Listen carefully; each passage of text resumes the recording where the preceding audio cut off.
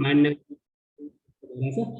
आज हामी market equilibrium कन्डिसनसँग सम्बन्धित रहेको छलफललाई छलफल गरिरहेका छौँ र यसमा चाहिँ हामीले मार्केट इक्विलिब्रियम कन्डिसनलाई धेरै गहिरो भाषामा बुझ्नु भन्दा पनि क्रेता र विक्रेता बीचको एउटा सप्लाई र डिमान्डको एउटा लेनदेनको कारोबारको एउटा पोइन्ट मिटिङ पोइन्ट भनौँ न, मिटिङ पोइन्ट हो भनेर हामीले बुझ्न सक्छौँ।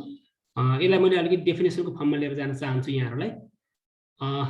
यहाँहरूले देखिरहनु भएको छ सपोज द्याट भनेर हामीले केही भेरिएबलहरू सपोज गर्दैछौँ।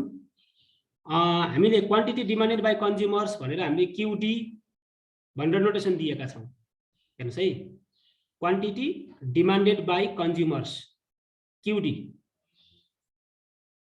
Quantity supplied by producer QS, क्वान्टिटीको चाहिँ अब क्यू भयो, डी र एस चाहिँ डिमान्ड र सप्लाईको नोटेसन भयो। त्यसै गरी the price that the consumer willing to pay भन्यो, कन्ज्युमरले तिर्न चाहेको पैसा पीडी, त्यो भनेको उसले जे कुरा डिमान्ड गरेको थियो त्यो डिमान्ड पाए बापत उसले तिर्न खोज्छ कन्ज्युमरले। अनि प्रोड्युसरले चाहिँ लिन चाहेको पैसा पीएस, त्यो चाहिँ प्राइस भने हो। Price that the producer willing to accept भन्यो, त्यो चाहिँ प्राइस भयो। अनि यहाँहरूले डिमान्ड र सप्लाईमा एउटा क्वान्टिटीको पर्सपेक्टिभबाट, अर्को चाहिँ प्राइसको पर्सपेक्टिभबाट यहाँहरूले दुईवटा पेयरको दरमा एउटा चारवटा भेरिएबलहरूलाई डिफाइन गरेको पाउनुभयो। कन्ज्युमरले डिमान्ड गरेको वस्तुको क्वान्टिटी क्युडी, प्रोड्युसरले दिन चाहेको वस्तुको क्वान्टिटी क्युएस, त्यसै गरी कन्ज्युमरले तिर्न चाहेको डिमान्ड गरे बापत तिर्न चाहेको रकम पीडी, त्यसै गरी उसले जति दिन चाहेको त्यही रकम यदि उसले लिन पनि चाहन्छ होला, अर्थात् प्रोड्युसरले लिन चाहेको अमाउन्ट चाहिँ के छ, पीएस छ, पीएस है। तसर्थ क्युडी, क्युएस, पीडी, पीएस हामीले यी कुराहरूलाई चाहिँ भेरिएबलको रूपमा यहाँ डिफाइन गरेका छौँ भने इक्विलिब्रियम कन्डिसनमा के हुन्छ ल एक्चुअली हेर्नुहोस् त। इक्विलिब्रियम कन्डिसनमा के हुन्छ, इक्विलिब्रियम कन्डिसन भने त डिमान्ड र सप्लाई इक्वल भएको पोइन्ट हो। डिमान्ड र सप्लाईको कन्डिसन इक्वल छ भने इक्विलिब्रियम कन्डिसन हुन्छ हो। इक्विलिब्रियम कन्डिसनमा चाहिँ के हुन्छ, क्युडी इक्वल टु क्युएस हुन्छ, अर्को पीडी इक्वल टु पीएस हुन्छ। यो कुरा हामीले अगाडि पनि अघिल्लो च्याप्टरमा पनि क्वाड्रेटिक इक्वेसनतिर पनि हामीले यसको बारेमा सामान्य जानकारी त लिइसकेका छौँ। QD equal to QS, PD equal to PS चाहिँ हाम्रो इक्विलिब्रियम कन्डिसन हो। र हामीलाई प्रब्लम सोल्युसन गर्दा हामीलाई डिमान्ड फङ्सन दिन्छ, सप्लाई फङ्सन पनि दिइरहेको हुन्छ।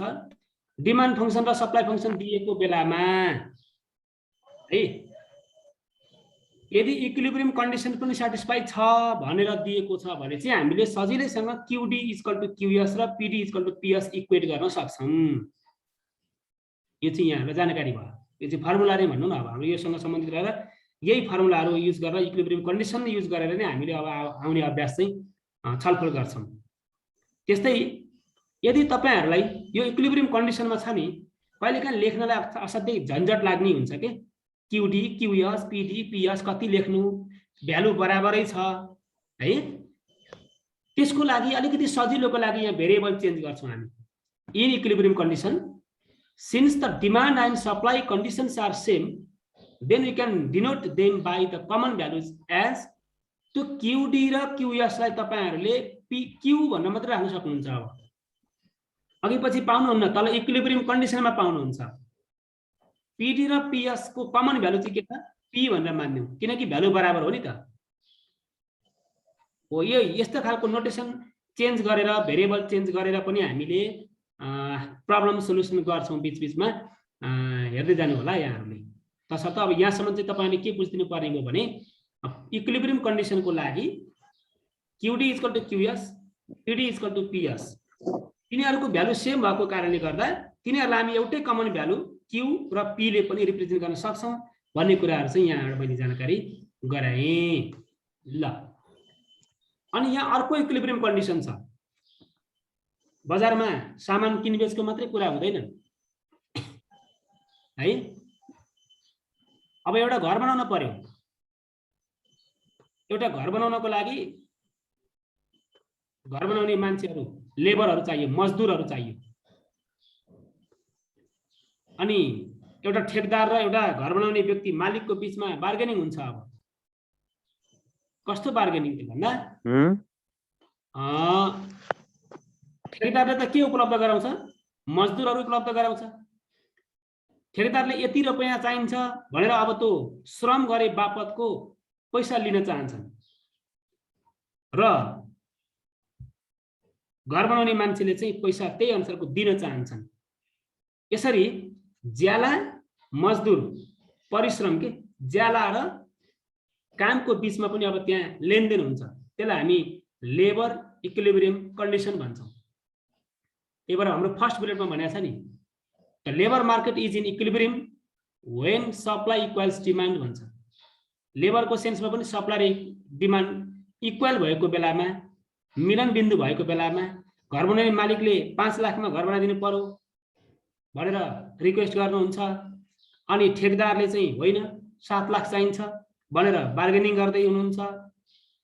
अनि घर बनाउने मान्छेहरूले चाहिँ पैसा पेमेन्ट गर्ने हो, अनि ठेकदारको तिरबाट चाहिँ ज्याला लिने हो। उनीहरूले चाहिँ श्रम गरे बापतको एउटा लेबर प्रोभाइड गर्ने हो, उनीहरूले परिश्रम दिने हो।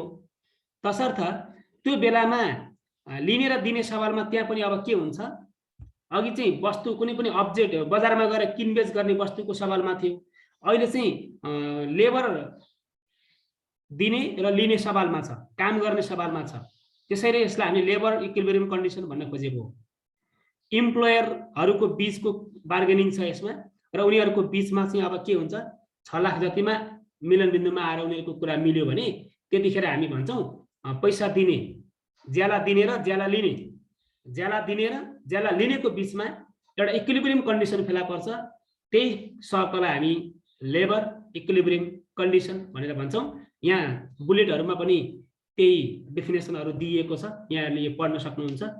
तसर्थ एउटा कुनै एउटा पोइन्ट चाहिँ छ भने लास्ट बुलेटले के भन्छ भन्दा, labour market equilibrium occurs when the wage that a firm is willing to offer is equal to the wage that the workers are willing to accept भन्छ। अब ज्याला दिने मान्छेहरूले यतिमा गरिदिनुस् भनेर अफर गर्छन्, अनिखेरि ज्याला लिनेहरूले चाहिँ हामीलाई यति चाहिन्छ भनेर उनीहरूले बार्गेनिङ गर्दाखेरि दिने र लिनेको बीचमा के हुन्छ, अब सहमति हुन्छ। त्यही खालको कन्डिसनलाई हामी लेबर इक्विलिब्रियम कन्डिसन भनेर भन्न सक्छौँ। यहाँ पनि केही नोटेसनहरू दिएको छ साथीहरू। The labours demanded by firms, कुनै पनि फर्म कम्पनीले लेबर माग कति गर्यो त भन्दा त्यो माग गरेको लेभल हामी क्यापिटल एल डी ले जनाउँछौँ, स्मल डी सफिक्समा छ। अनि लेबर सप्लाइड बाई वर्कर्स, वर्करहरूले कामदारहरूले चाहिँ सप्लाई गर्ने लेबरलाई हामी एलएस भन्छौँ। अन्त wage that the workers willing to accept भन्छ। काम गर्नेहरूले कति लिन चाहन्छन् त्यो भनेको उनीहरूको डिमान्ड हो, काम गर्नेको डिमान्ड, त्यसलाई हामी डब्लुडी भन्छौँ। र कुनै पनि फर्म वा कम्पनीले कति तिर्न चाहन्छ त, कति दिन चाहन्छ, कति रकम चाहिँ ज्याला गरे बापत सप्लाई गर्न चाहन्छ भन्यो भने त्यतिखेर हामी डब्लुएस भनेर जनाउँछौँ। अनि यसमा पनि त्यही हो, 4वटा भेरिएबल आयो। अब इक्विलिब्रियम कन्डिसन यदि हो भने एलडी इक्वल टु एलएस हुनुपर्छ, डब्लुडी इक्वल टु डब्लुएस हुनुपर्छ। अगाडिको जे कन्सेप्ट हो त्यही कन्सेप्ट यहाँ पनि हो। LD equal to LS, WD equal to WS. यदि इक्विलिब्रियम कन्डिसनमा ती दुईटा भ्यालुहरू एलडी र एलएस बराबर छ भने त्यसको एउटा कमन भ्यालु छ, त्यसलाई हामीले यल भनेका छौँ। दोस्रो ब्लकमा राखेका छौँ हामीले LD equal to LS is equal to L भनेर मान्न सक्छौँ, सजिलोको लागि हो फेरि यो चाहिँ। अनि अर्को चाहिँ डब्लुडी र डब्लुएस पनि इक्विलिब्रियम कन्डिसनमा इक्वल हुन् भने त्यतिखेर हामीले एउटा कमन भ्यालु डब्लु दिन सक्छौँ। यो भयो हाम्रो नोटेसनका कुराहरू। अनि इक्विलिब्रियम कन्डिसनमा आयो भने हामी यो फ्रेमवर्कबाट जान्छौँ, यसरी डिमान्ड र सप्लाईको भ्यालुहरू इक्वल गर्छौँ, त्यहाँबाट अरू भ्यालुहरू क्यालकुलेसन गर्छौँ भन्ने कुराहरू चाहिँ मैले यहाँबाट यहाँलाई जानकारी गराएँ। त्यस्तै छ अर्को केही टर्मिनोलोजीहरू छन् हाम्रो बुकमा भएका, तिनीहरूलाई हामीले व्याख्या नगरिकन अब यहाँहरूले बुकमा नै हेर्न सक्नुहुन्छ। हामीले चाहिँ अब यसमा चाहिँ अहिलेलाई धेरै व्याख्या नगर्ने गरी price control, government intervention, price ceiling, price floor भनेको छ है। यहाँ चाहिँ सिलिङको एउटा स्पेलिङ दिइरहेको होला, केही फरक पर्दैन, सिलिङ भनेर बुझिदिनु होला। यो चाहिँ प्राइस कन्ट्रोल भने के हुन्छ भने नि बजारमा आफू खुसी जसले पाए त्यसले जति पनि रकममा किनबेच गर्ने भन्ने शर्त हुँदैन नि अहिलेको आधुनिक मोडर्न मार्केटमा पनि। प्राइस कन्ट्रोल गर्ने विभिन्न एजेन्सीहरू गभर्नमेन्टल एजेन्सीजहरू हुन्छन्। तिनीहरूले हरेक वस्तुको प्राइस कन्ट्रोल गरिरहेको हुन्छ। तपाईहरुले पनि अब यो कुराहरू धेरै भोग्नु भएको छ, सुन्नु नि भएको छ, पढ्नु नि भएको छ, मैले भन्दा बढी नै पढ्नु भएको छ यो इकोनोमिक्स र बिजनेस सेक्टरका कुराहरू। तसर्थ प्राइस कन्ट्रोल गर्ने निकायहरू, राज्यमा प्राइस कन्ट्रोल गर्ने निकायहरू हुन्छन्, तिनीहरूले प्राइसलाई हरेक वस्तुको प्राइसलाई निश्चित मापदण्डमा डिफाइन गरेका हुन्छन्, तिनीहरूको एउटा क्राइटेरिया तोकेका हुन्छन् भने त्यो चाहिँ प्राइस कन्ट्रोल गर्ने एउटा फेनोमेना हो। र त्यसको लागि चाहिँ अर्को गभर्नमेन्टल इन्टरभेन्सन गभर्नमेन्ट इन्टरभेन्सन भनेको छ नि, कतिपय सवालमा गभर्नमेन्टले हस्तक्षेप गर्छ। हस्तक्षेप गरेर त्यसको प्राइस सिलिङ भने के भन्दा माथिल्लो रूपमा अधिकतम रूपमा कति तिर्न पाउने, प्राइस फ्लोर भने चाहिँ न्यूनतम कति रकम तोक्ने, अधिकतम र न्यूनतमको त्यो मापदण्ड त्यो दायरा पनि गभर्नमेन्टले हस्तक्षेप गरेर नै उनीहरूले तोकेका हुन्छन्। तसर्थ यसलाई हामी हाम्रो इकोनोमिक सेक्टरमा बिजनेस सेक्टरमा चाहिँ उपयोगी शब्दावलीहरूको बिचमा हामीले स्टडी गर्छौँ। यी कुराहरू पनि हाम्रो यहाँ एक्सर्साइजमा आउँछ। यसलाई चाहिँ त्यही सन्दर्भमा प्रब्लमकै सन्दर्भमा मैले व्याख्या गरेर बुझाउने प्रयास गर्छु। यसलाई धेरै ल्याङ्ग्वेजमा लगेर चाहिँ मैले डिफाइन गरेको छैन। त्यसै छ यहाँ अर्को कुराहरू छ हामीले बुझ्नुपर्ने कुराहरू जुन चाहिँ म्याथमेटिकल ओरिएन्टेड पनि छ। Fix tax per unit of output भन्छ। Fix tax per unit of output भने चाहिँ यसमा यहाँ चाहिँ के भनिरहेछ भने the consumer always pays the equilibrium price भन्छ। अनि the supplier receives the equilibrium price minus the tax भन्यो। यहाँ हेर्नुहोस् है, यो चाहिँ लेनदेनको कारोबारको कुराहरू। कुनै पनि वस्तुमा ट्याक्स लागेन भने, कुनै पनि वस्तुमा ट्याक्स लागेन भने हेर्नुहोस् है, क्रेता र विक्रेताको बिचमा, बायर र सेलरको बिचमा जुन पोइन्टमा जुन मूल्यमा जति एमाउन्टमा उनीहरूको बार्गेनिङ गरेर लेनदेन हुन्छ नि, कारोबार हुन्छ नि, त्यो भनेको इक्विलिब्रियम कन्डिसन भनेर हामीले भनिसक्यौँ। अब यदि ट्याक्स लागेन भने त्यही इक्विलिब्रियम प्राइसमै दिने र लिनेको कारोबार हुन्छ। तर कहिलेकाहीँ ट्याक्स लाग्छ। ट्याक्स लाग्यो भने चाहिँ त्यो सप्लायर भने चाहिँ प्रोड्युसर, त्यो दिने मान्छेले, विक्रेताले कति रुपियाँ पाउँछ त भन्दा इक्विलिब्रियम प्राइसमा जति पाउँछ त्यसबाट त्यो ट्याक्स चाहिँ घटाउनुपर्छ। त्यो ट्याक्स चाहिँ घटाइदिने हो। यो खालको प्रब्लम हाम्रो अर्को क्वाड्रेटिक इक्वेसनमा यहाँ आएको थियो नि, PS माइनस टी भनेर हामीले त्यहाँ उल्लेख पनि गरेका थियौँ। पाउने रकमबाट ट्याक्स चाहिँ घटाएर प्रोड्युसरले घटाउनु पर्छ भन्ने कुरा आयो। यहाँ पनि त्यो कुरा आउँछ। वास्तवमा यतैबाट चाहिँ त्यतापट्टि गएको कन्सेप्ट हो त्यो। र यहाँ एकदमै इम्पोर्टेन्ट पोइन्टहरूमा यहाँलाई म आकर्षित गराउन चाहन्छु। एउटा ब्रेक इभन पोइन्ट भनेको छ, हाम्रो टपिक पनि यही थियो। ब्रेक इभन पोइन्ट भनेको छ। ब्रेक इभन पोइन्ट भनेको चाहिँ के त भने कहिलेकाहीँ हामी भन्छौँ नि, कुनै पनि काम गर्दाखेरि, कारोबार गर्दाखेरि नाफा वा नोक्सान कति भयो भन्छौँ, हामी सोध्छौँ, अरूको थाहा पाउँछौँ, आफूले पनि थाहा पाउँछौँ। मैले एउटा भलिबल 1000 रुपियाँमा किनेर ल्याएँ, किनेर ल्याएपछि 1000 तिरेर त ल्याएँ, आखिर मैले एउटा साथीलाई 1000 मै दिएँ। कस्ट प्राइस पनि 1000 थियो, सेलिङ प्राइस पनि 1000 नै भयो भने देयर इज नो प्रफिट। हेर्नुहोस् है, यो चाहिँ एमाउन्टको एउटा पर्टिकुलर नम्बर प्राइस लिएर मैले कुरा गरेँ। कुनै पनि काम गरे बापत, बिजनेस गरे बापत कुनै पनि सामानमा मलाई नाफा पनि भएन, नोक्सान पनि भएन। जतिमा किन्यो त्यतिमै बेच्न पर्यो। There is no profit, there is no gain. त्यो कन्डिसनको ब्रेक इभन पोइन्ट हो। त्यो चाहिँ एउटा प्राइस, पर्टिकुलर प्राइसको सेन्समा हो। तर अब हाम्रो के हुन्छ, हाम्रो कस्ट प्राइस पनि एउटा फङ्सनमा गइरहेको हुन्छ, सेलिङ प्राइस पनि एउटा फङ्सनमा गइरहेको हुन्छ, रेभेन्यू प्राइस पनि।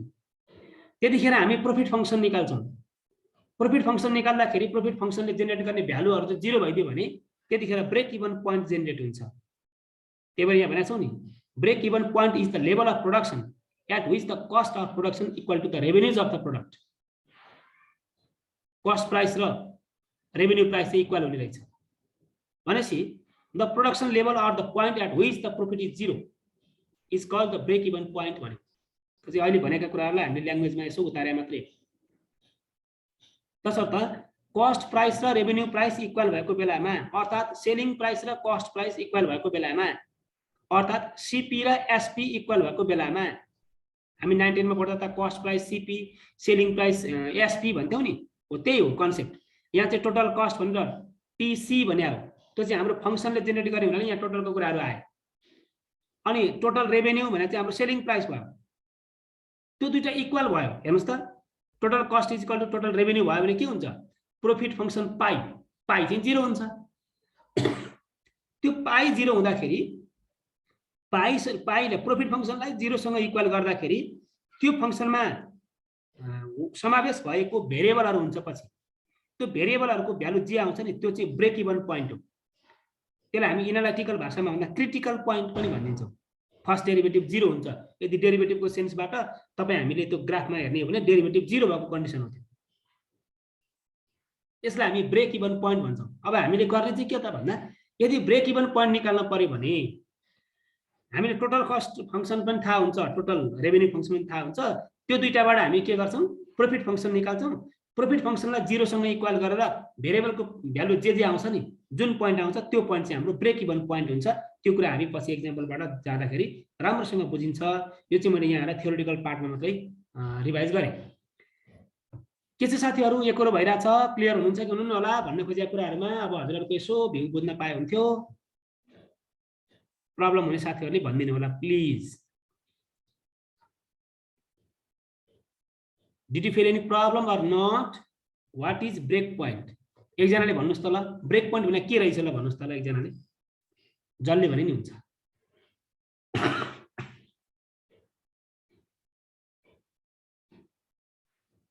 नाम त तोक्नु पर्दैन होला के भन्नु सर ब्रेक इभन पोइन्ट भने के रहेछ हजुरले आफ्नो तर्फबाट व्याख्या गरिदिनुस् भन्न खोजे जति लगानी उति मात्रै कमाइ भएको भनेको न फाइदा न घाटा हो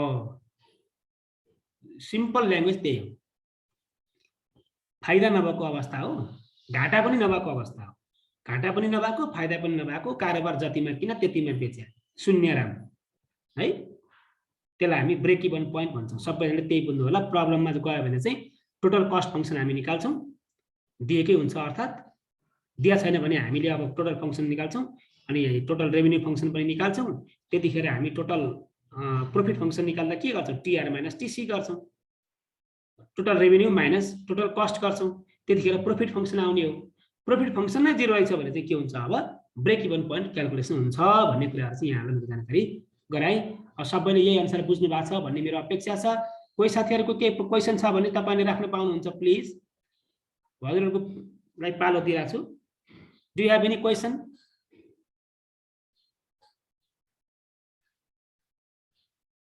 अब यतिसम्म बुझ्नु भयो हजुर के सुन्न खोज्नु भयो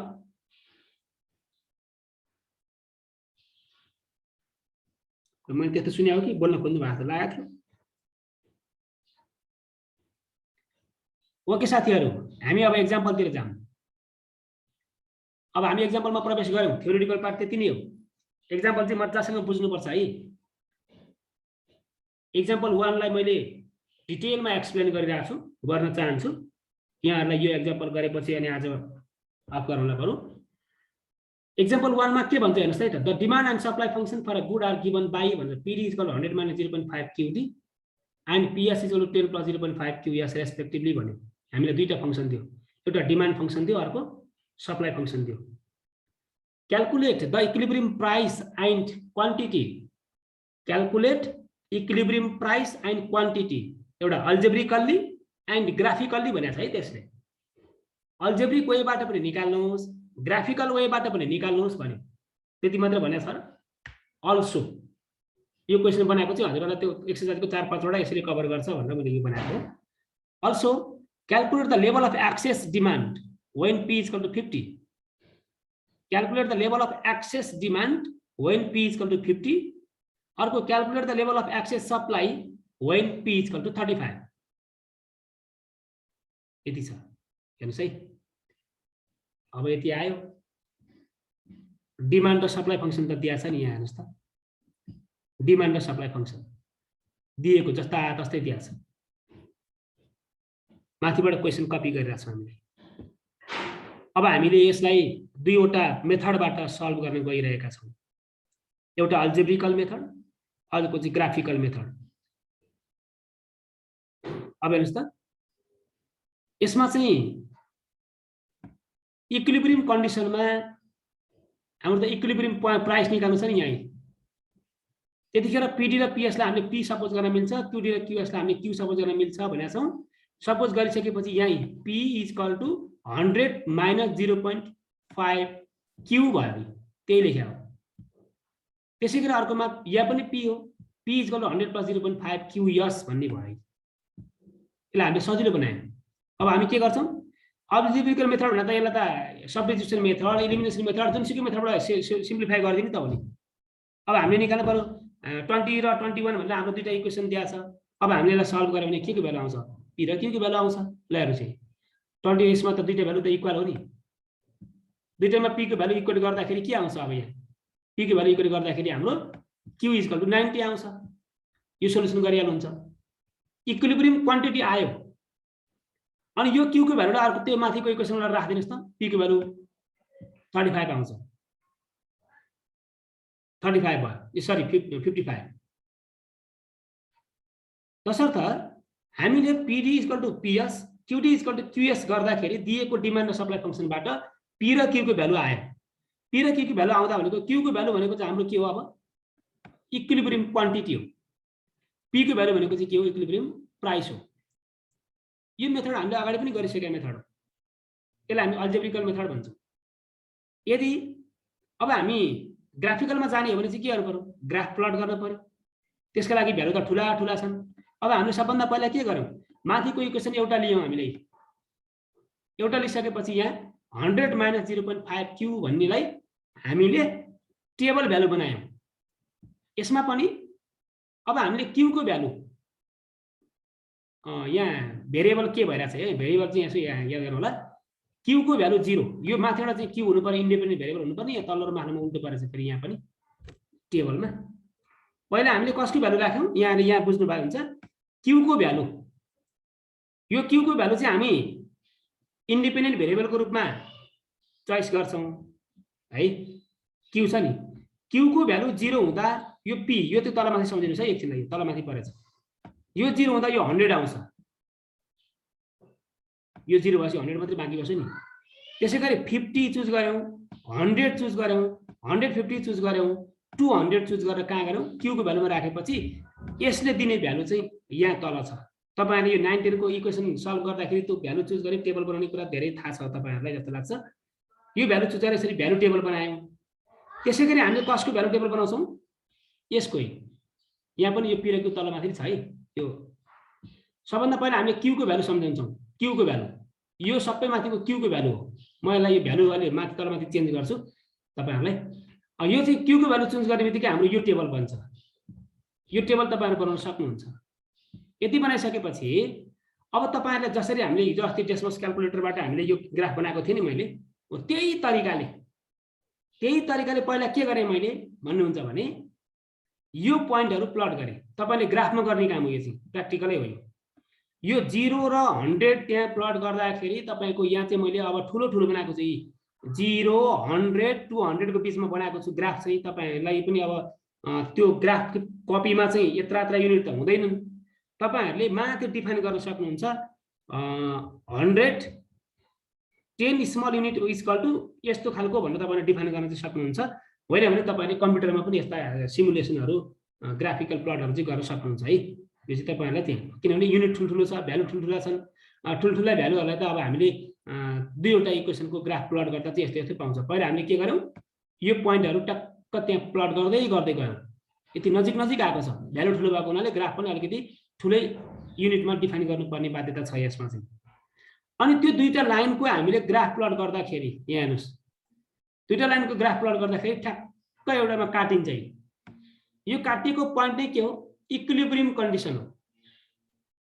त्यो पोइन्ट हो। अब हाम्रो यहाँ त्यही पोइन्टमा नै के हुन्छ, त्यो कुन पोइन्टमा काट्यो त भन्दा त्यो पोइन्ट कुन हो त काटिएको पोइन्ट भन्दा 90 55 90 55 ओ हाम्रो त्यही पोइन्ट आएको हो नि त। यहाँ हाम्रो अगाडि अल्जेब्रिकबाट पनि यही आएको छ, 90 55 आएको छ।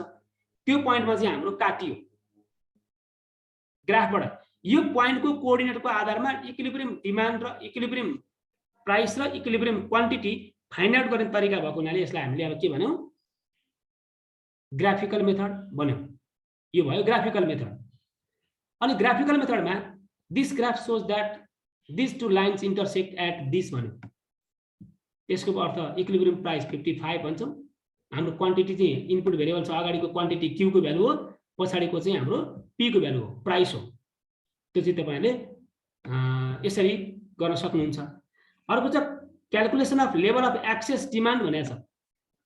Calculation of level of excess demand भनेको चाहिँ त्यो चाहिँ के हो थाहा छ? QD minus QS. Excess demand भने डिमान्ड धेरै सप्लाई थोरै भएको, त्यो भने चाहिँ क्युडी माइनस क्युएस को भ्यालु निकाल्ने हो। त्यो चाहिँ अब हामीले के मान्छौँ त? हामीलाई यहाँ दिएको छ नि त अगाडि 50 भनेर दिएको छ, त्यहाँ अगाडि क्याल्कुलेट यहाँ 50 दिएको छ नि हो, यो 50 दियो। 50 दिइसकेपछि अब यहाँ हामीले 50 पी इक्वल टु पीएस पनि 50 राख्यौँ, यहाँ पीडी पनि 50 राखेर माथिको इक्वेसनमा राख्दाखेरि पीएस को भ्यालु यहाँ 50 राखेर क्युएस को भ्यालु निकाल्दा क्युएस 80 आउँछ। अनि अर्को इक्वेसनमा त्यो अर्को इक्वेसन छ नि त पीडी वाला, त्यसमा हामीले पीडी को भ्यालु नै 50 राखेर क्याल्कुलेसन गर्दा क्युडी को भ्यालु चाहिँ हाम्रो 100 आउँछ भने अब हामी एक्सेस डिमान्डमा चाहिँ के गर्दा रहेछौँ? क्युडी बाट क्युएस चाहिँ घटाइदिन्छौँ। घटाउँदा जे भ्यालु आउँछ यो चाहिँ के हुन्छ? एक्सेस डिमान्ड भन्छ। यसको अर्थ के हो नि? यसको अर्थ हो यदि यहाँ चाहिँ बजारमा कुनै पनि क्वान्टिटीको कुनै पनि वस्तुको माग चाहिँ बढी सप्लाई चाहिँ कम भन्न खोजे हो, त्यतिखेर हाम्रो वस्तु के हुन्छ? सर्टेज हुन्छ। अब बजारमा बजारहरू सर्टेज हुने अनि ब्ल्याक मार्केटहरूको सुरुवात हुने कन्डिसन हो यो चाहिँ। तसर्थ यसै गरी हामीले यो डिमान्डहरू निकाल्न सक्छौँ। त्यसै गरी हामीले अर्को भ्यालु चुज गरेका छौँ, यहाँ एक्सेस सप्लाई भनेका छौँ, त्यो चाहिँ यहाँ 80 राखेको छ। यहाँ पी को भ्यालु 80 राखेको छु है मैले। यो पी को भ्यालु 80 हुँदा चाहिँ अब यहाँ तपाईँले त्यही माथिकै इक्वेसनमा पीएस को भ्यालु 80 राख्दाखेरि क्युएस कति आउँछ, अनि पीडी को भ्यालु पनि यही हो, पीडी। अब तपाईँले एक्सेस सप्लाईमा चाहिँ के गर्नुहुन्छ? क्युएस माइनस क्युडी, क्युएस माइनस क्युडी, त्यसको भ्यालु चाहिँ 100 आयो यहाँ। यसको अर्थ के हो त? यो तपाईँले त स्लाइड हेर्दा पछाडि सर हेर्दाखेरि तपाईँले यो पत्ता लगाउन सकिहाल्नुहुन्छ है। यहाँ चाहिँ अब क्युडी माइनस यो चाहिँ 100 आउनुको अर्थ चाहिँ के हो भने बजारमा कुनै पनि वस्तु धेरै तर माग चाहिँ कम छ, त्यो वस्तु चाहिँ धेरै उपलब्ध छ बजारमा, त्यतिखेर त हुने अलिक सस्तो हुने, सस्तोमा पाउने भने चाहिँ यो चाहिँ हाम्रो कन्ज्युमरको पोइन्ट अफ भ्यूबाट हेर्दा चाहिँ एक्सेस सप्लाई चाहिँ राम्रो मानिन्छ। त्यतिखेर चाहिँ बजारमा वस्तु उपलब्ध हुन्छन्, सस्तो हुने पाउने, सस्तै रूपमा पाउने सम्भावना नि बढी हुन्छ। यसरी हामीले यसलाई जस्टिफाई गर्न सक्छौँ। यो खालका प्रब्लमहरू तपाईँको एक्सरसाइजमा छन्। यसले एक्सरसाइजको 3-4 वटा प्रब्लमहरूलाई चाहिँ सेटिस्फाई गर्छ। तपाईहरुले यो हेरेर एक्सरसाइजका प्रब्लमहरू चाहिँ गर्नुपर्ने हुन्छ र एक्सरसाइज हाम्रो भोलि सकिन्छ। भोलिको क्लासमा चाहिँ हाम्रो यो सेकेन्ड एक्सरसाइज पनि सकिन्छ। त्यहाँ एक दुईटा एक्जाम्पलहरू तपाईहरुलाई यसो बुझाउने मात्रै काम बाँकी छ, अरु चाहिँ सकिन्छ। अब ल यति भयो। अब बोर लागिरहेछ कि के छ भन्नुस् है साथीहरु? हजुरहरुलाई बोर लागेको छ कि छैन सर? यसको टाइम चाहिँ सकिन लागेको छ कि अर्को एपिसोड जोइन गर्नुहुन्छ? धेरै त छैन, एउटा एक्जाम्पल छ कि यति गरौँ आज? ल भन्नुस्, तपाईहरुले जे भन्नुहुन्छ त्यही। यति नै गरौँ सर।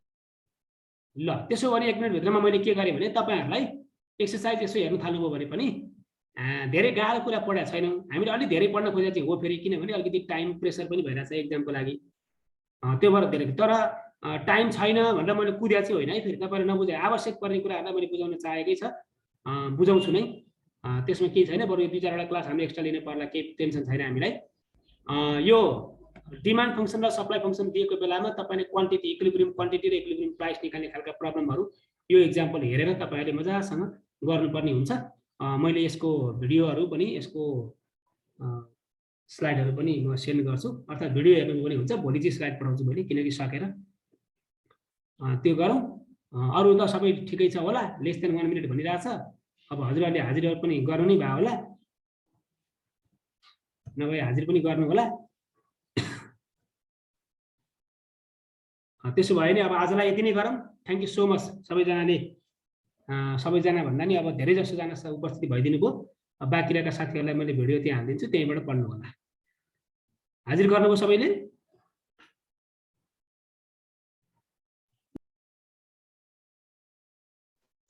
छैन सर।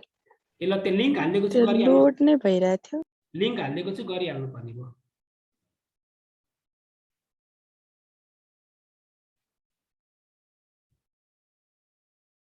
स्याटरडे क्लास हो ठिकै छ, त्यति आत्तिनु पर्दैन।